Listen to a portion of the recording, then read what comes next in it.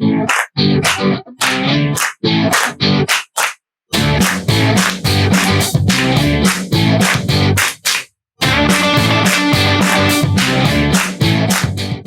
everybody. Welcome back with the Fall Line with Chaos and Company. We're here with Sue Kramer, our examiner coach, PSIA level 3. And she's also, what is your USSS? Level USSS level 300. 300. Yep. I don't even have level -1, never mind 300. Holy God. Do So, you ever snowboard, Sue? I do. Yeah, and? Yes. Lipton said he was good. Do you think you're better than him? Probably. I wouldn't doubt it. I think we should have a write-off. Yeah, I would definitely say that I am better than him. Switch to or just forward? If I had to. I like 360s. Yeah. In the air? No. Oh. No. Accidentally? So we could do this write-off between Sue and Lipton. We could do it with different criteria. We can have on the snow in some of the park. We could do air. What kind of style points would we do here, Angela? I would go with clothing. Clothing? Okay. Clothing? Yes. Clothing? Yes. Yeah. I think both can be very creative with the clothing. But yeah, we'll but Andy dresses Eric and Sue dresses herself. No, he's got to dress himself. We can't have Andy help Eric. He's got to do it on his own. This is good. If this is for, beers or drinks or for or just pride, he's got to do it on his own. But this game now. So, it's all about the onesie though. Yeah, because this will be in the description. Eric will see, and we're putting game on here. Chaos and Company is going to watch this. We're going to have this ride on because we know we would try to challenge Matt and Jeb, but we know they won't do it. They're too chicken. They're too chicken to do it. I mean, they might judge, but they wouldn't try it. So, but Angela, what if we made you part of it? Made it a 3-person game here. Oh, I'd win. Oh, now it's game on. Now it's game on. Now we got it. Oh yeah, this is going to happen at some point.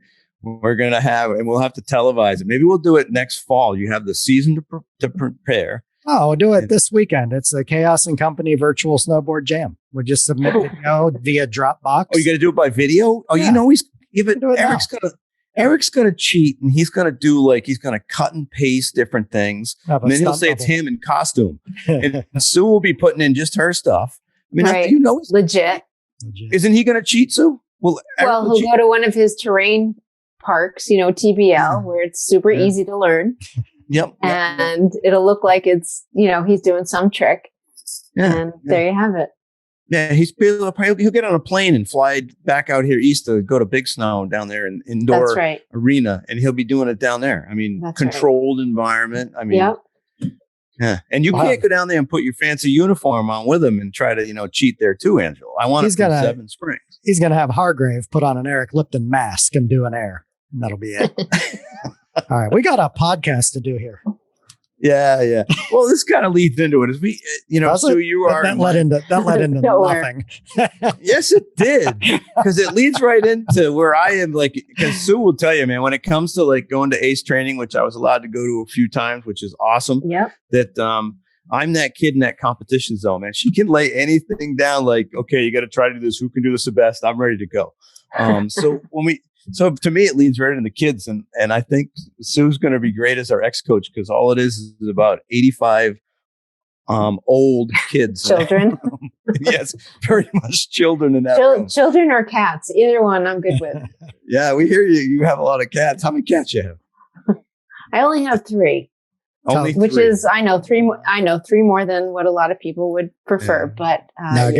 But what are your cats' names, Sue?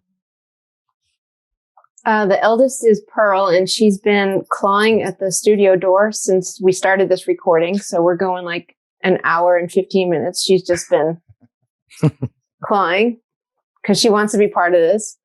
Cleopatra and Maximus, Savior of Rome. That's what I was going to say. I have seen Gladiator. I mean, I like the movie. Yes. My wife loves it 1,000 times. Yep. Yeah. So did you make all the names up, or was Eric involved in this? Both. Yeah. I named Pearl, and he did Cleopatra, and I think Maximus was a mutual. Yep. Yeah. And you can see, Angela, you say it doesn't lead into talking about kids, man. ADHD, we go from cats back to kids to cats to It actually the snowboarding thing. It led us away from talking about kids, is what it did. I know it did. It did. So let's go back. Let's go back. Stay to anywhere about, too much. why should we? Yeah, I mean, you are, and definitely, in my opinion, one of our gurus. And there's a few here in the East. But you were the ACE coach for a lot of years, on the ACE team even before that. Why kids? And did it start with the USSS and race stuff, or was it just teaching? I mean, how did it evolve to be so involved with our kids stuff nationally and just here in the division? So do you want me to answer truthfully, or do you want me to make something up? Well, it depends on how good the truth is. If the truth is boring, maybe we should make it up. Well, I think the truth is a little exposing, perhaps, of some stereotypes in the industry. Mm-hmm. So I'll ask again. Yeah. Do you want me to tell you the truth, or yes? I want the truth. Are we talking? I can handle the truth. Okay. I can handle the truth. I think as a young woman coming into it, of short stature, it was easy to put me in with kids. I mean, it makes sense when you're beginning as an instructor. We start some of our more youthful instructors with kids. So I get that. I do remember my very first lesson. I was 18 years old, teaching this little 3-year-old, and he cried the entire time. And I was miserable and he was miserable. And in my mind, it was a complete failure. Yet I got to do it again. I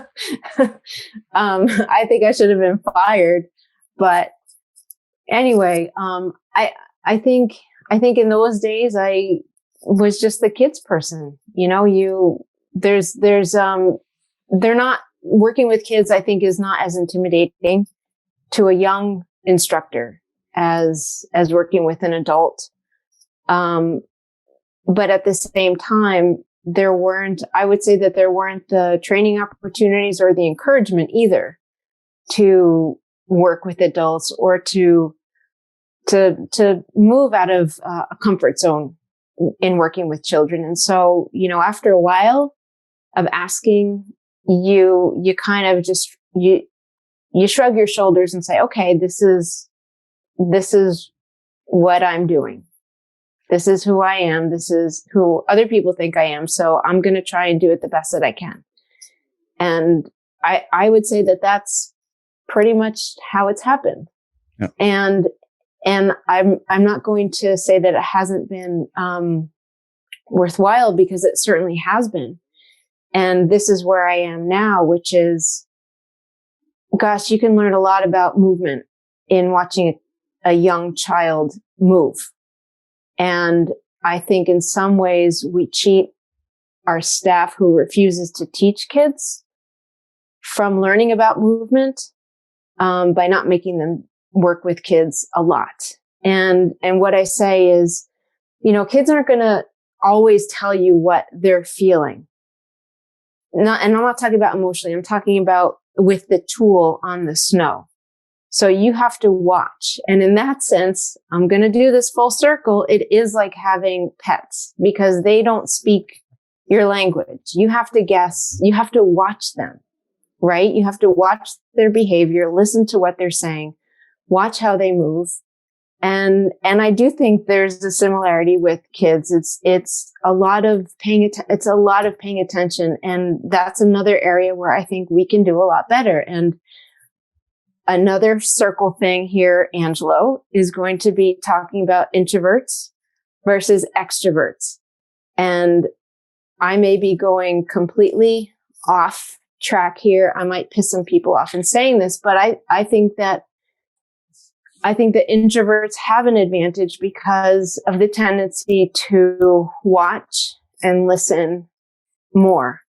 Whereas I think extroverts might be a little more comfortable talking and leading and kind of being the point person the learning thing. Yeah. So I just said that. And you guys can ask me some questions now. I'm just going to sit back and I know Angelo has a couple. Watch me dig my graves. I don't have. I'll make some up. I don't disagree, Sue. I think when you look at high end coaching, or when you look at mature coaching, observation, description without bias, not telling people what they should feel, but creating an environment where they can experience a sensation, and you identify the movement as something. Yeah, keep doing that. What did you feel? What did you feel? Mm-hmm. Here's what I feel. And then giving them the tools to self-coach and improve without your presence. That's a hallmark of a good coach, I think. One of the hallmarks of a good coach. I would think that introverts have an advantage at that style of coaching. I agree with that. And full disclosure, before the podcast, we're like, what are we going to ask Coach Sue? And I said to Dave, I'm going to ask her some weird shit like, what have you learned about movement analysis from your cats? And you just answered it. So right on, full circle. The patriarchy, we can get into that too. Oh, you said you weren't going to. No, well, you brought it up. All right. No, we don't have to. I really honestly don't feel it's necessary to go there. I think it's real. It's definitely a male dominated, well, ski instruction, snow sports instruction is certainly, there are more guys than girls. So, it is what it is. What do you think about that? Do you think it was harder for you to come up because you're a girl? I do. Yeah.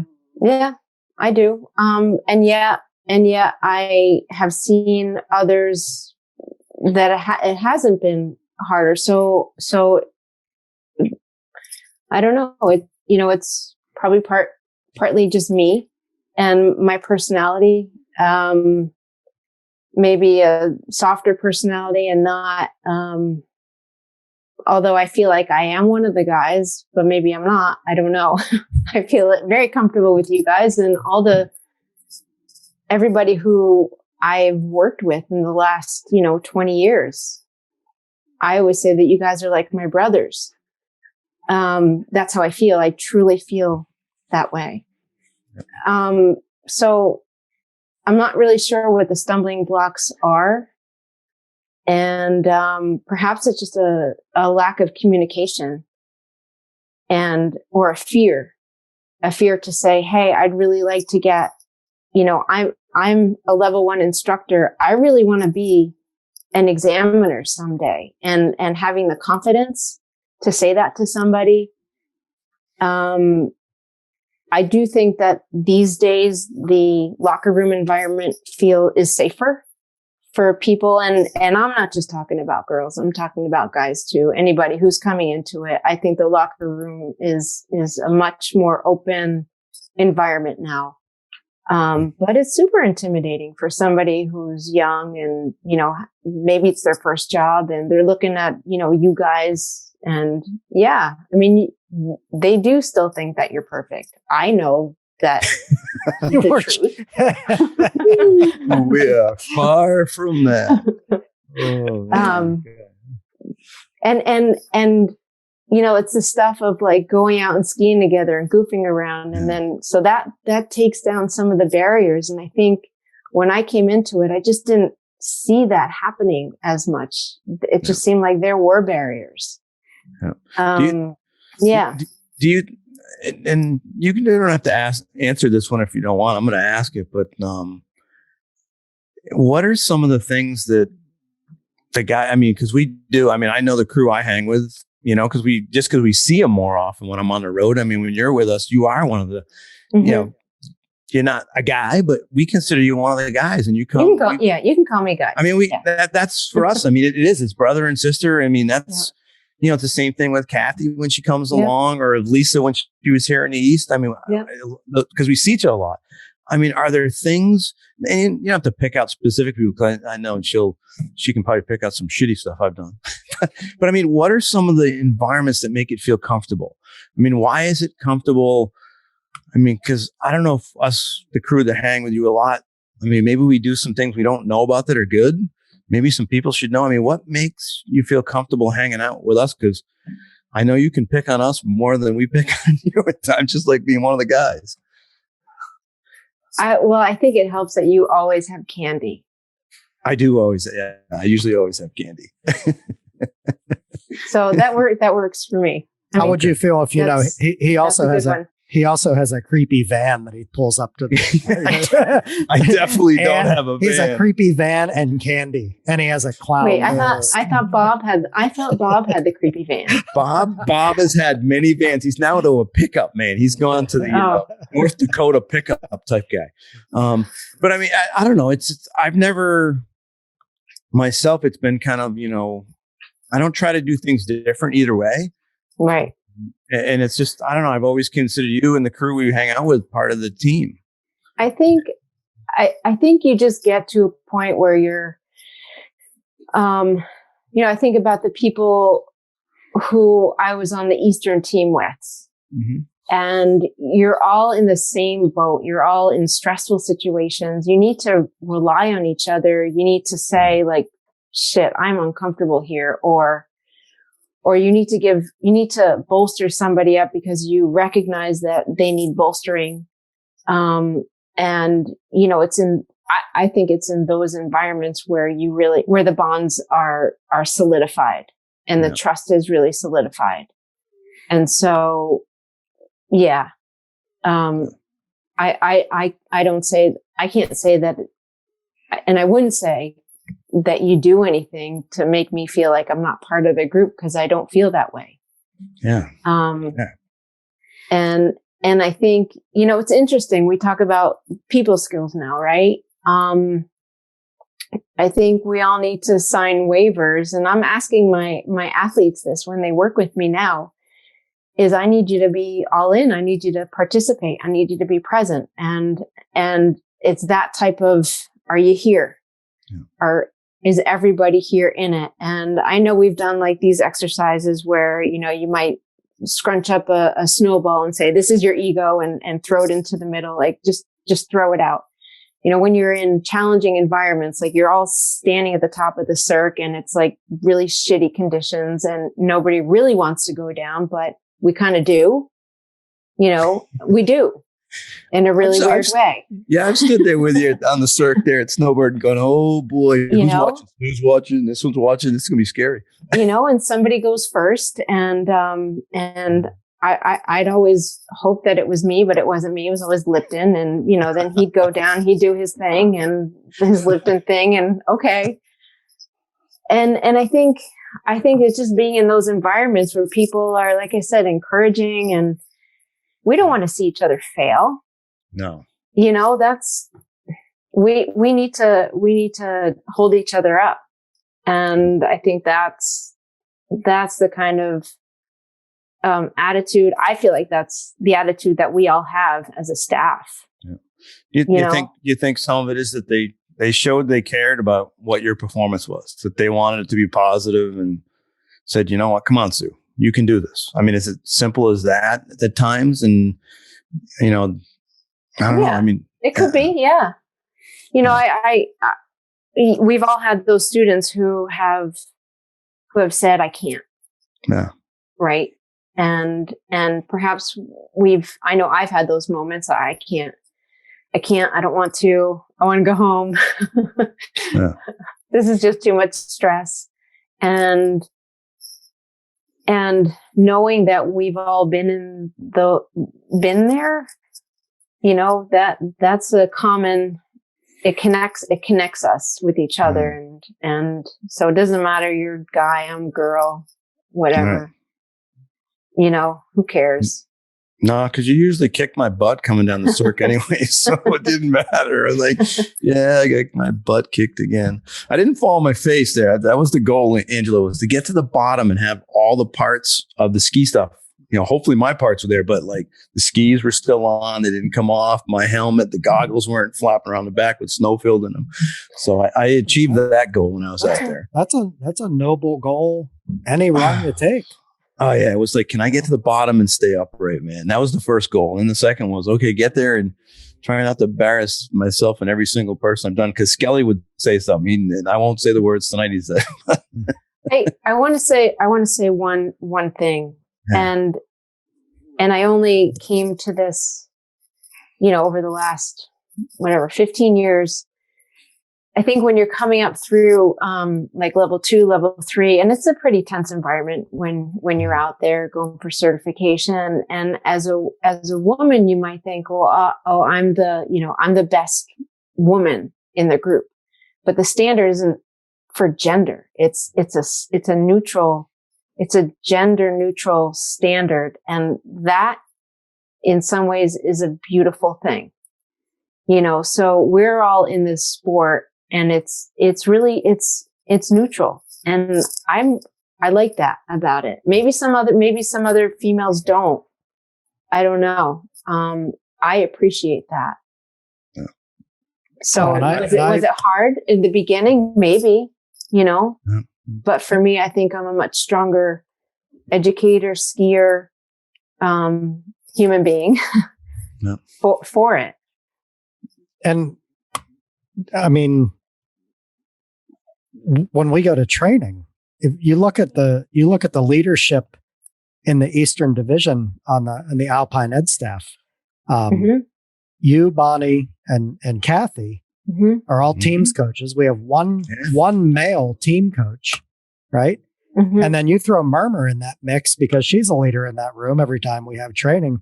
4 really powerful women leading the Eastern Division Alpine crew. And I think I've always thought that was remarkable because you walk into the locker room, or if I go to line up, look at my training staff. I have 3 women on my training staff out of 28, but you go to Eastern Ed staff Alpine training and 4 out of the 5 coaches, 3 out of the 4 coaches plus Murmur, are women. And that's something special. Right. Absolutely. And I think it's one of the things I enjoy teaching kids. I especially enjoy teaching the 4 to 6 because they will do anything you ask. You can ask them. How much candy do you give them? Well, you got to create the relationship with the parents first to get the permission, right? But I want to go on record. I was just kidding about the creepy van. Dave does not have a creepy van. No, I do not. Does not have a creepy van. And he's got his state police clearances. Yeah, I do. Thank God. But I like teaching the kids. I think some of it, and I never thought of it really until I think the last few years, with so much is coming about the diversity and not treating people. The kids treat each other pretty equal. There's the battles, but you don't see. I don't see the big gender things. We see physical things where some of the kids develop faster than the other kids in areas, but we don't see against each other other than the little social things of when they get into the teenage years and that stuff. But in terms of really knocking each other down, it's a very more, I don't want to say gender neutral, but it's kids are kids. Right. They're out and playing and having fun on skis. And that's what I love. And I don't know if when I go out and teach with adults, it's come on, let's be some kids here. Right. Let's have some fun. Because I think that, when it comes down to what our membership really wants is they want to do well, and they want to do well at their exams. And the question I have for you is that, and I'll make it more as my statement. You can tell me I'm wrong because I know I'm not right. I'm only right around 10% of the time, Angela tells me that I believe that a lot of the folks that teach children more than they teach adults really do well at our exams. There's not a huge change. It's interesting to me how much application they understand of how to apply and work the environment of learning through the games that they played to work the skills and the fundamentals. And some of it, they don't realize it's unconscious, but when you just give them a few things and you explain some things through training, they're I never knew I knew this stuff. I think it's a huge advantage teaching wise and knowledge wise to get in there with the kids. Yeah, I would totally agree with you. I think it must be that 10% part that It's you're gotta talking be. It's about. gotta Yeah. Got it tonight. Yeah. Well, I think it's because you don't, as much as we try to get information or from our young students, you don't always get the information. And so there's a lot of reading. I think there's a lot of reading the environment, reading the body language. Yeah. So reading the nonverbal language and using that as well to create something positive. I would go so far as to say that kids instructors are better at that, you know, because yeah, you know, when a kid just shuts down, they shut down. Yeah. So we got to find out. Adults have trained themselves. We've trained ourselves to be polite. And in the meantime, we're having like massive meltdown inside, right? But, you know, the doctor says, "Oh, how are you doing?" You say, "Oh, great. You know, I'm fine." And then, you know, they're like, "Oh, it's icy. It's freezing. I'm freezing. My boyfriend made me do this. And God, I hate him right now." Oh. You know, you're not going to get that from my kids. No, adults are like broken shells of kids, like so many layers of apprehension and self-doubt and self-loathing. And you get all these things when you're working with adults. And it's so funny. I think I mentioned this on an earlier podcast. I'm certified kindergarten through 12th grade in the state of Pennsylvania to teach in public school, but I've taught undergraduate classes. I've taught in graduate classes. And then, you know, the instructors I train on my ski school, some of them are older than I am and they're professionals. And it's like the farther up in grade level or academic achievement you go, the quieter the room gets. So like you go into an elementary classroom, it's just like a free for all, you know? But then you sit in a classroom with a bunch of seniors and not very much chatter anymore. You know, undergraduate class is quieter, still graduate class is the absolute worst. Like you ask a question in a room full of graduate students and you can wait 3 months for an answer because everybody's so terrified to be wrong. Point is, you don't get those filters with kids. No. And so when you're giving instruction to a kid, it's real easy to blame the kid. "I didn't do anything I said." Well, that's probably because you didn't get it across to them the way they needed to experience it. Right. And I didn't say hear it on purpose because probably telling them isn't the thing. You know, you didn't show them, you didn't put them on the right pitch, you didn't take them in the right spot. And it can really expose somebody as an instructor working with kids because that's your feedback. Like, you know, whatever they do is your feedback on your quality of instruction, you know, which is a little bit different from working with adults. Right. And I think, I totally agree with what you're saying. Angelo, I just this experience of that recently with this one kid that I'm working with. He's 12, and I was trying to get him to commit earlier to the outside ski, simply. And so I'm doing some drills, and you know, these kids are used to a drill environment. They're used to that, right? Because that's what we're always doing before running gates. And so we do this, and I'm seeing some change in performance. And then we ski a little bit, we practice a bunch, and then we stop at this one. Kind of, I didn't want to press on with it because I could tell that there was a boredom, you know, creeping in with the pace. Probably the pace and the information, the pace of moving and the pace of information. So I asked him what he wanted to do, and he says to me, "How about," this just cracks, "how about you ski to watch us ski and then tell us what we're doing wrong?" And I just thought that was awesome. I was like, "Oh yeah, I could do that." You know, that one's really easy. And so but then you take that same approach for somebody else, and another child and they look at you like with massive eyes. I don't know, those little stuffed animals that you see in the grocery store, massive eyes. And it just doesn't apply to a different child. You can't just say, all right, I'm going to watch you ski and tell you what you're doing wrong. It doesn't work. Whereas they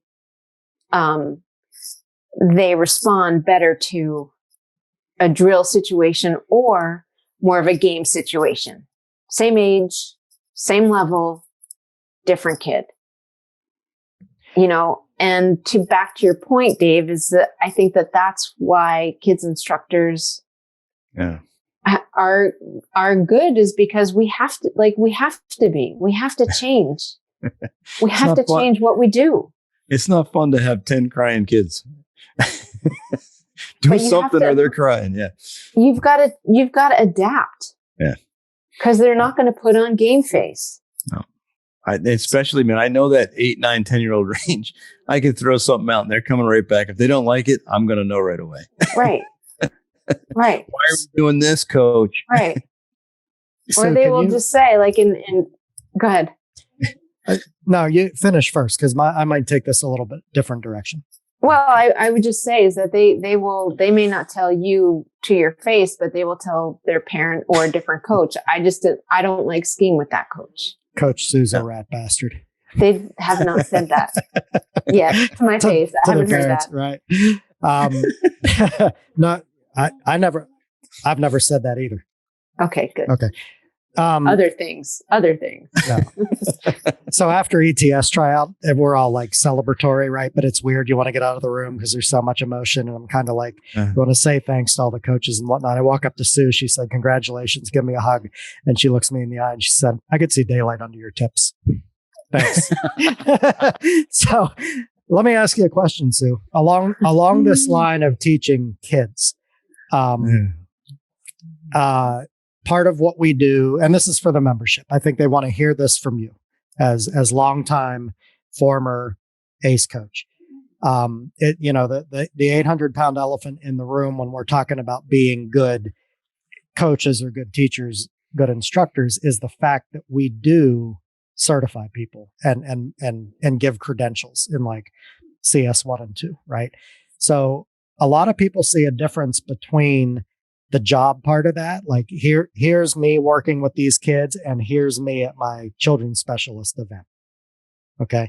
So in your mind, what's the perfect marriage of that? How can if somebody came to a children's specialist event and they were just the zen of children's specialists, like there was nothing contrived about their performance at the children's specialist event. There was no regurgitation of fundamentals.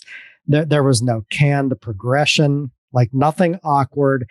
You just saw this performance and you went, wow, that was it, right? How does somebody get there? That's a fairly easy question, right? Can we hang up now? Do you understand the question? Does it make sense when I'm asking you? Like, because I dislike, and if it's from an experienced coach, somebody who should know better, I kind of resent canned stuff. I want to see, I want to see real stuff. I don't like contrived coaching from, especially level 3, somebody at that level. Mm-hmm. But if somebody's going to come to a children's specialist event, you look back and you go, wow, that was really, really spectacular. What do you think those people do to get to that place? Well, I think first of all, I hope that we've all seen that person who gets in front of us, is completely natural and comfortable coaching to their peers, and then present something that we've never heard before. Something that's taken from a different context, perhaps, and adapted to the environment. And you think like, wow, that was fun. It was effective. Kids would love this, right? And it would work. And I have seen that, and it's thrilling. It's thrilling. You say, well, what is it that keeps you in the business? It's those moments like that. Like this was just so awesome. And you want to, wrap yourself around that person and say, how can I help you get better? I think that person is not just going through the motions when they show up for work at your ski school or your snowboard school. I think they're talking to other people. They're talking outside of the group of instructors. They're talking to lifties. They're talking to perhaps people in operations. They're interested in other things, and they're able to take those other things and apply them to teaching. And I'm not just saying kids, because I think that person is able to teach any age group, right? They're able to modify, adapt their ideas. We were talking about this before a little bit, that creative piece. So it sort of goes back to that creative teaching module, that we used to have. It's not about the truck driver, because I don't know what the truck driver's like. I don't know what, his or her personality is. It's like, look at me as a person, and I think that candidate that you're describing has the presence of mind in front of the group. And that's what makes them shine, is that they know what they're talking about in terms of technique. They're not just pulling it out of any which way. They know what they're talking about. And they also know something about culture, and they're able to make the teaching fun because they can combine those things. They make it relative to the age that they've been asked to teach to, for example. So we got to dedicate. Does that answer your question? Yeah.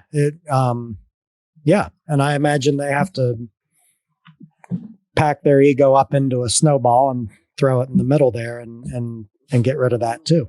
Right. Yeah. And absolutely. It sounds like it's attainable. It's something that you can get better at. Right. You broaden your view and you practice. Yeah. Right. Yeah. I'm glad to hear you say that, because this is hard work.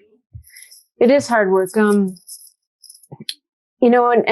as examiners, you may have to listen to some things that you'd rather not. I had the Baby Shark song in my head. I'm not going to sing it for you. All you had to do was say it. Oh yeah. Well, guess what song I had in my head? I have "Oh Mickey" in my head. Do you have it in your head now? Exactly. Exactly. Thanks for that. Is that you talking Baby Jaws, Papa Jaws, that shark one? Yes, that one. Yeah, Dave. Okay. Thanks. Yeah, that one. That one. I'm just making sure everybody out there knows which song. Okay. Yeah. So to us, as I'm a middle-aged person, I wouldn't necessarily want that as a coaching game or drill for myself. But for a 3-year-old, that was pretty fun. That would be really fun. Right. And that's, I think, the difference. Like I think some of our staff has a hard time bridging that gap of taking themselves, out of their middle-aged or 30 over, self. And how would this look like? What would this be like for a 3-year-old? Pretty fun. See, Angela and I can just jump right in there and do that. You do know this is like next year when we all get together at training, you're going to think we were all drinking before we go on the hill, because we're going to remember this stuff. And like Sue's going to come by the group, and so what are you guys doing? And we're all going to start doing it. Baby Shark. Oh, we're going to start singing the song. She's going to be just shaking her head. Sorry. And I thought, when I saw that at a CS1, that was a CS1, I thought it was awesome. Yeah.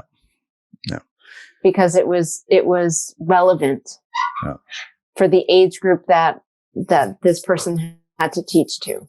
Yeah. Hey, what's that noise in the background I hear? It's What not is a that? shark. Like the cat. Huh? It's a cat? Not a shark. No, No, Can you hear- that was Can you hear the noise in the background here? Yeah. that's your dog. Do you hear him? Yeah. That's Oh, Jake. yeah. That's the Whining. Jake. Yeah.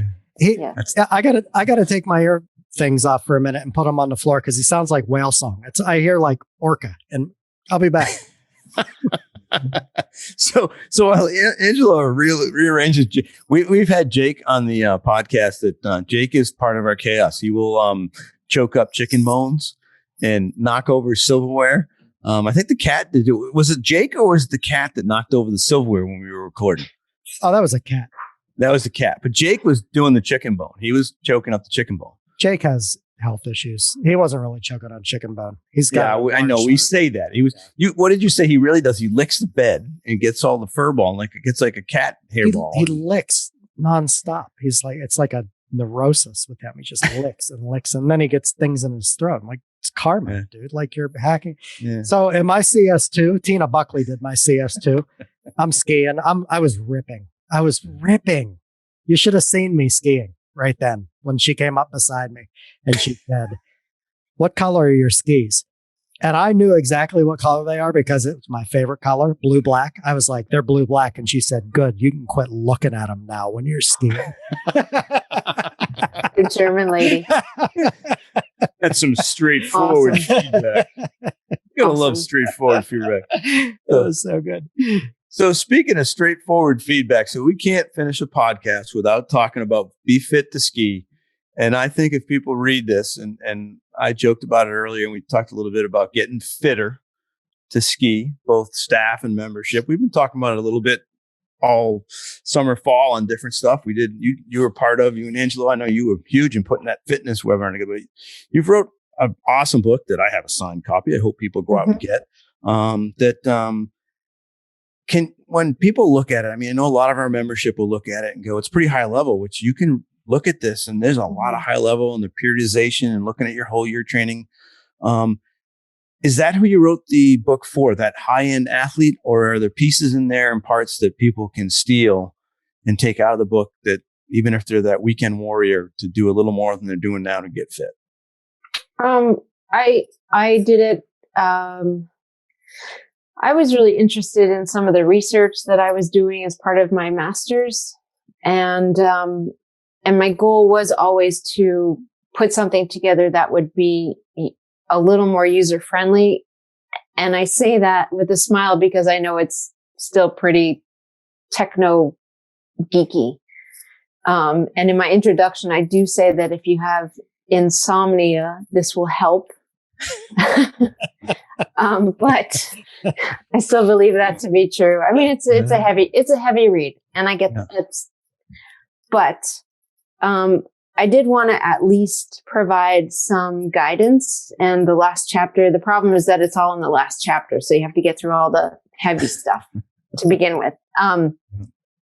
But there is guidance in that last chapter, and if people read through that and had a basic understanding of the different areas of fitness, conditioning that would help for skiing, and then the recommendations, just open it up and you'll see like a recommendation for week, 32, whatever week that is. And I know some people need to have the list of, the bulleted list of what to do. Some people don't. Hey, Dave, in order to get to week 32, you would have to exercise for 31 weeks to get to that in a row. Wait a minute. I need to, oh, I'm empty. I need another drink, man. 31 weeks. Yeah. 31? Can we count? I don't know if we can count that high. How many months is 31? I don't know. So, but I mean, I've read quite a bit of the book, not every single page, but it's kind of that I go from here to there. But I've seen parts in there, like I recommend it, and Erickson and I, when we do our MA stuff, that's one of the books I have sitting there for people. They go, well, how do I improve my MA? Right. And I have that one there. They go, well, that's a fitness book. But like when I go through parts of that, there are things in there about the mechanics of how the body works and flexibility and coordination. And you do some of the drills in there to the measurement type stuff, right? That shows where people can't move and can, and joints. And I just think there's advantages even beyond the fitness part of just getting in better shape if they have your book. Right. Did you think about that when you were writing it, or just it's part of it because we do movement analysis of all movement, but I didn't know if it was some of your thought process in the writing of the book. I think it's all part of the big picture. And, it's not just about going for a run or a bike ride. I know a lot of us, I put myself in this group as well, just like to go out and ride. And at the time when I was writing it, I was more of a runner. And I think this was the 2008 tryout at Big Sky. Big Sky. And I was beaten up after that tryout. And I was thinking back at what I was doing to prepare for it. And I wasn't doing everything that I could do. I was doing one thing. And so, if there's a message in there, it's just that you need to be a little more mindful that skiing is a super complex sport. It's really complex. It's not one plane of motion, like cycling is. It's one plane. And so therefore it's it's multi-planed. It's on a slope. You slide, you're dealing with forces, you got equipment, and then of course there's the whole fashion thing. But besides that, it's complex. And I don't think that for the most part, we respect that. Yeah. So I hope that people just give it a little bit more respect. Yeah. Well, and to come full circle. Mm-hmm. That's really similar to what you said about teaching too. It's not just one plane. You have to talk to kids, talk to adults, talk to lifties, talk to management, talk to parents, talk to other instructors, and so on and so forth. So, and it's not surprising coming from you because you have a master's degree in art. You have a master's degree in kinesiology. You have both halves of your brain. You have both quarters of your brain going. You have both halves of your brain going, and you bring it to this. You bring it to everything, right? And that's a pretty good message. I think that probably, I'm guessing, speculating, not mansplaining. I'm asking more than anything. Do you think it's why you are where you are? I mean, you're the coach of the Eastern Alpine Examiners. That's a big deal, and you're a multifaceted person. It's got to be. It has to be, because that's control center, right? Yep. Yeah. Yep. There it is. And it's I guess how I was raised, also how I was born, how I was raised. I know some people are better at specializing in one area, and I think there's benefits to that as well. But that I go stir crazy. I would go stir crazy with that. So it's that strength weakness thing, turning, potentially it could be a weakness, but turning it into a strength. So when it comes to skiing, not snowboarding, skiing, Angela's snowboarding. Every time I call him, he's snowboarding, which I love. Snowboarding's awesome, but are you skiing anymore at all? Just before I ask you that. I'm multifaceted too. Okay, multifaceted. You haven't tallied yet. I tallied it. Yeah, okay. It looks like somebody threw a cat out the window. You did so. I've got to see that. I've got to see that in person. Don't tell Marjorie King. Like, this is just the three of us here, right? Nobody else is listening. She's going to listen. Probably, honestly, nobody else is listening. I went to the skate park last night for the first time in 5 months. You're not supposed to do that. You weren't supposed to do that till April. It just pushed around a little bit. It's okay. Oh, wait till she hears. So when it comes to skiing, so we've been asking everybody kind of on the podcast and the ed staff the last few weeks, and when you look at skiing, or I should say, when you look at someone skiing down the hill and you go, and it puts a smile on your face, or it excites you going, that is what it's supposed to be. What do you see and what does it look like? It's not light. It's not light under the tips. I can tell you that much. Yeah.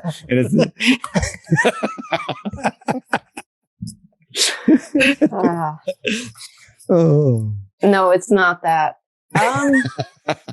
Unless you're Hersher. It's playing with this sounds, kind of out there, but it's playing with the mountain. It's playing with the snow. It's not perfect balance because there's only perfect balance is standing still. So it's, balance in motion, I guess, but it's also like being on the precipice and the idea that you're on the edge of, like, talk about a cat flying out the window, right? Like any one move and your joints just like will pop, but that doesn't happen because there's the skier is incredibly strong and agile and coordinated, and the reaction time is so quick, and that survival instinct to stay afloat and to make the turn, is that athleticism that I think that's what gives me joy in watching high level skiing. Cool. That's what I appreciate. That was way better than Jeb's answer. It was. Jeb's What can I say? Boring. Just snooze alert, Jeb. I mean, come on, man. He went right to like the 5 fundamentals and like, well, you got to start with this fundamental. That's his job. Well, we asked him not to, but no, he didn't. Well, I'd say Matt went more fundamentals, but we told Jeb he couldn't, but Matt still had to go there. But yeah, I'm really interested in some of the other staff members. I've got some on my list that I'd love to hear what they look at, because I think I would bet Terry Barber has something similar to your saying. I mean, he loves skiing to look fun. I would think he'd say it has to look fun. I have to look at it and go, that person's having fun coming down there. They're not just technical, they're having fun. Yeah. And then there's some others you wonder if it's just going to be a technical response, because we all view it a little different. Right. The individual people. But yeah. Sue, thanks for doing this. And Angela and I are going to ask now. We definitely want you back, because we could talk about tons of different issues and skis, like the skis in the background. And we're definitely going to do this whole gig with the snowboard thing. We're in now. This is it. The 3 of you. Lipton is going to hear this, and there is, it's coming. We got, Angela's going to write up some of the criteria. We're going to think about who the judges are. We got to pick how many judges do we need now for this snowboard competition? 3 or 5? 3 probably, I would think. They're going to pick me. Yeah. And we can't do it on a scale of 1 to 6, because we got to do, unless we definitely have to have that style point. So it's either got to be like a 1 to 10 or different things for style and stuff. So, and clothing. So we'll have fun there. And maybe you can carry a cat. Do you think if you carry a cat, that would be possible? I have one that I would love to carry and toss. Maybe you could train the cat to be on the front of the board and just there, like, they see the dogs and that riding on the surfboards. But what's the technique for chucking a cat? Is it like a shot put thing? How do you disc? How do you discus? I think we need to end the call now. Thanks a lot for everybody for listening. Thanks, you guys. And this was fun, and we will definitely chat some more. Okay. Thanks, everybody. You guys are great. Way to live.